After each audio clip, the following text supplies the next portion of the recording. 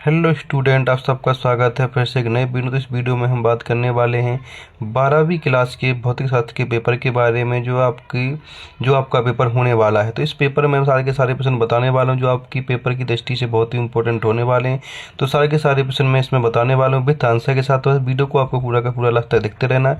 सारे के सारे प्रश्न आपको यहाँ पर सॉल्व कराए जाएंगे। जो भी प्रश्न इंपॉर्टेंट हो सारे के सारे प्रश्न आपको बताए जाएंगे, और इन सब का PDF भी आपको मिल जाएगा, जो आपको वीडियो के लास्ट में बता दिया जाएगा कि इसका PDF कहाँ पर मिलने वाला। तो वीडियो को पूरा का पूरा लास्ट देखते रहना। चैनल पर पहले, तो चैनल को आपको यहाँ पे सब्सक्राइब कर लेना है।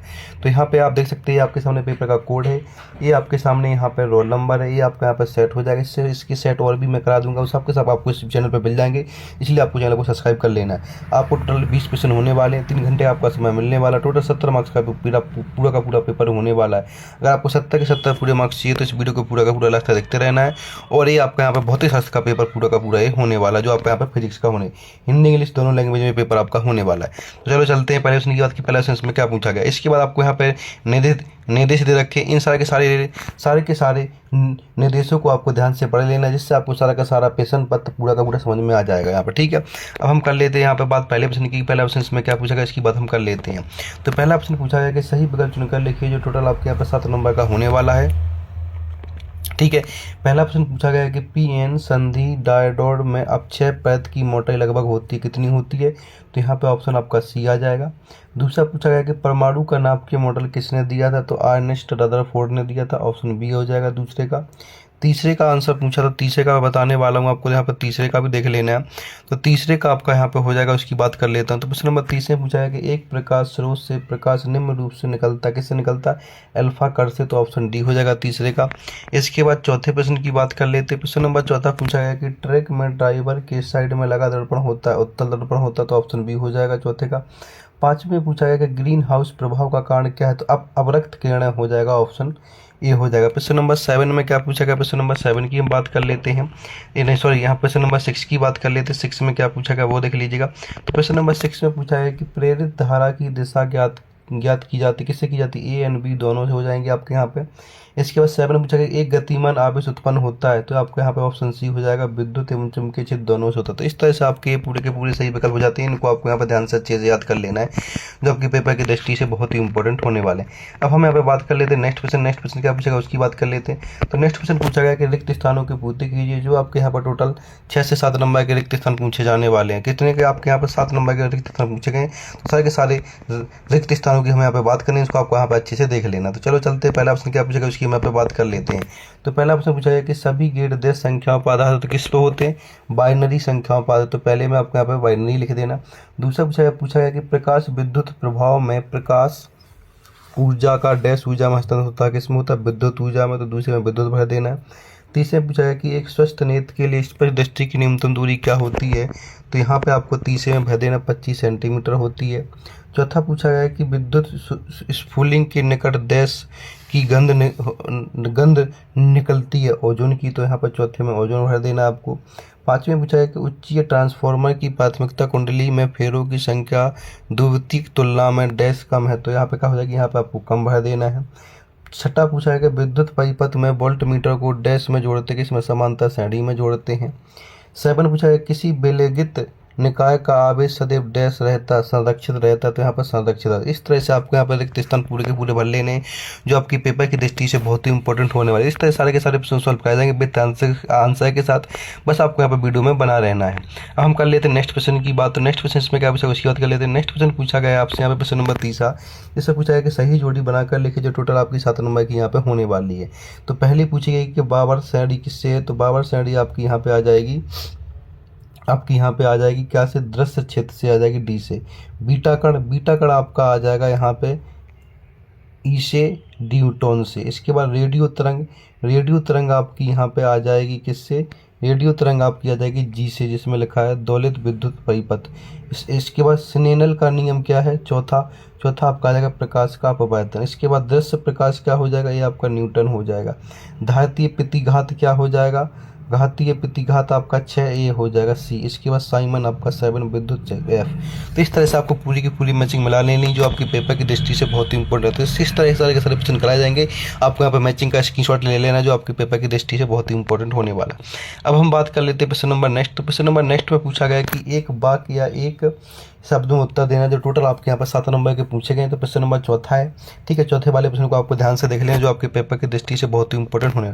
तो पहला पूछा है कि अर्धचालक का वर्जित ऊर्जा अंतराल कितना होता है। तो यहाँ पे आपको लिख देना है 1 EC। तो यहाँ पे 1 EC पहले में लिख देना। दूसरा पूछा गया रीडबर्ग नियतांक का मान बताइए। तो 1.1 × 10⁻7 मीटर - 1 पावर। तो इस तरह से आपको यहाँ पर दूसरे में लिख देना।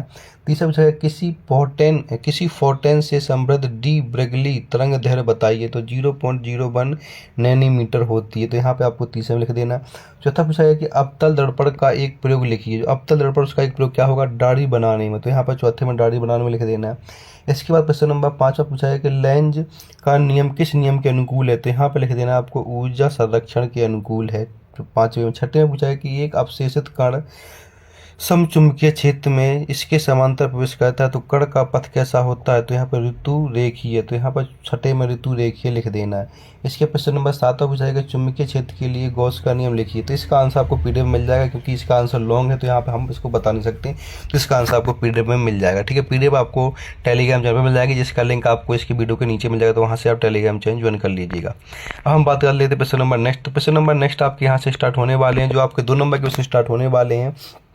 यहाँ पर जिनमें से 2 प्रश्न पूछे जाएंगे, 2 में से कोई एक प्रश्न कर लेना, 2 नंबर आपके यहाँ पर पक्के हो जाते हैं। तो प्रश्न नंबर 5 में पूछा है कि हाइड्रोजन स्पेटिक्स में बामर श्रेणी किसे कहते हैं वो बता दीजिए, या फिर नाभिकीय बल किसे कहते हैं ये बताइए। इन दोनों में से कोई बता देना, 2 नंबर पक्के आपके यहाँ पर हो जाते हैं। प्रश्न नंबर 6 पूछा गया कि क्रांतिक द्रव्यमान से आप क्या समझते हैं, या अथवा पूछा है कि दहली आवृत्ति को स्पष्ट कीजिए। आपके यहाँ पर प्रश्न नंबर 6 का, ठीक है। इसके प्रश्न नंबर 7वें की बात कर ले। प्रश्न नंबर 7 में पूछा है कि द्रव्य तरंगों में कोई 2 गुण बताइए, या फिर अथवा में पूछा गया है कि थॉमसन परमाणु के दोष लिखिए। इन दोनों में से कोई क्वेश्चन कर लेना, आपको 2 नंबर मिल जाएंगे। जो भी आपको इन दोनों में से इजी लगे वो आप यहाँ पे कह सकते हैं, आपके 2 नंबर पूरे के पूरे यहाँ पे हो जाएंगे। अब हम बात कर लेते प्रश्न नंबर 8 की। प्रश्न नंबर 8 में पूछा है कि व्यक्तिकरण क्या होता है, इसका एक उदाहरण लिखिए, और अथवा में कला समृद्ध सोच से क्या तात्पर्य बताइए। इन सब के आंसर आपको वीडियो के लास्ट में मिलने वाले, वीडियो को पूरा का पूरा लास्ट तक देखते रहना। सारे के सारे प्रश्न आपको वीडियो के लास्ट में यहाँ पे मिलने वाले हैं।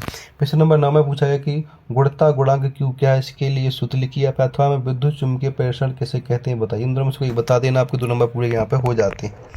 प्रश्न नंबर 10 की बात कर लेते हैं। प्रश्न नंबर 10 में पूछा है कि फौलाद और लोहे के चुंबकीय गुणों की तुलना कीजिए, या फिर अथवा आमीटर वोल्टमीटर में कोई 2 अंतर लिखिए।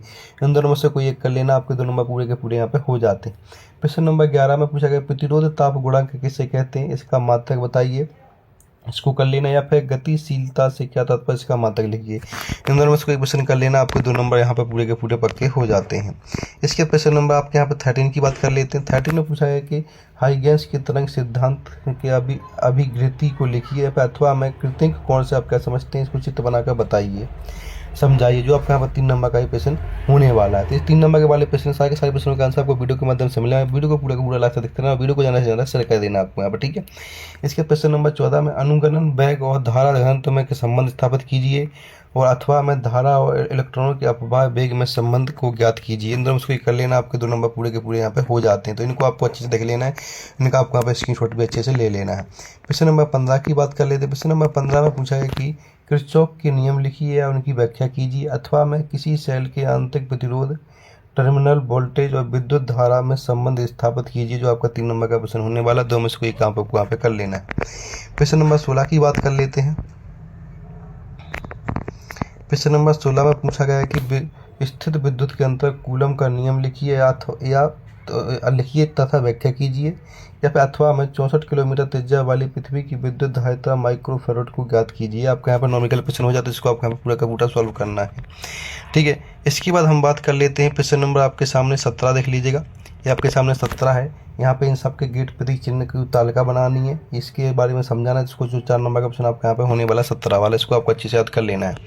इसके प्रश्न नंबर 18 की बात कर लेते हैं। प्रश्न नंबर 18 पूछा गया कि प्राथमिक और द्वितीयक ईंधनों में अंतर लिखिए, या फिर अथवा में प्रवृत्ति धारा व दिष्ट धारा में अंतर लिखिए। जो आपको 5 नंबर का होने वाला, 5 अंतर आपको लिख देने, आपके 5 नंबर पूरे यहाँ पे हो जाते हैं, ठीक है।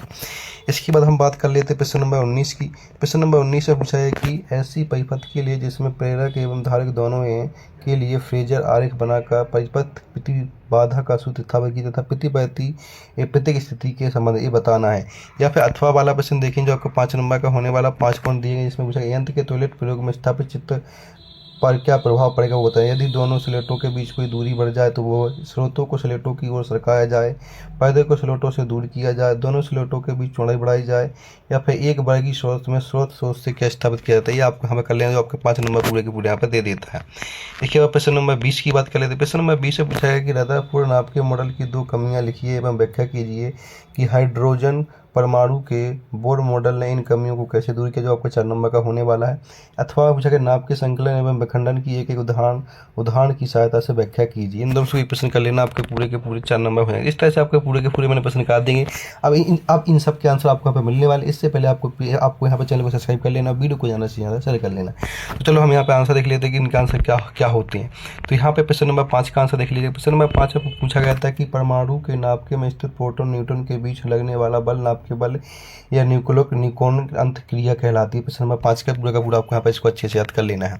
प्रश्न नंबर 6 में पूछा गया कि दहली आवृत्ति क्या है, वो आपको यहाँ पे बतानी थी। वह न्यूनतम आवृत्ति होती है जिसमें कम आवृत्ति के प्रकाश से धातु से प्रकाश इलेक्ट्रॉन नहीं निकलते, जिसे V0 से दर्शाया जाता है। आपका प्रश्न नंबर 6 का आंसर हो जाता है, इसको आपको यहाँ पर अच्छे से याद कर लेना है।